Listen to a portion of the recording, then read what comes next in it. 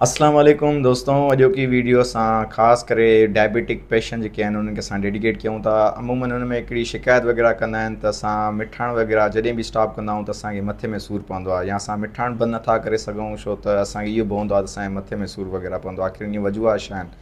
आख़िर उहो मिठाण छो नथा छॾे सघनि?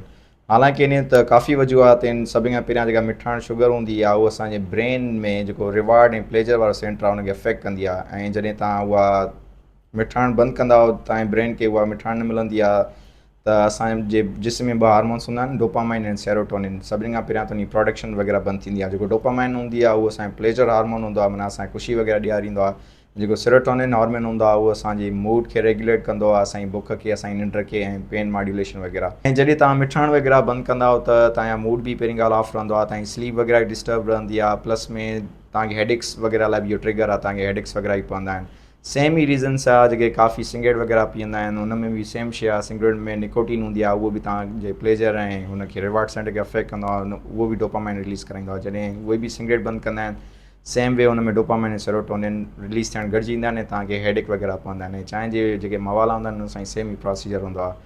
ऐं इन जो जेको ॿियों रीज़न आहे तव्हांखे जेको हेडेक वग़ैरह पवंदो आहे डायबिटीज़ मरीज़नि खे, उहो आहे जेको कांस्टेंट जेका तव्हांजी ब्लड शुगर वधंदी आहे घटिजंदी आहे त इंसुलिन जी प्रोड्यूस वग़ैरह थींदी आहे, उहो बि ट्रिगर कराए सघे तव्हांजी हेडेक्स वग़ैरह खे।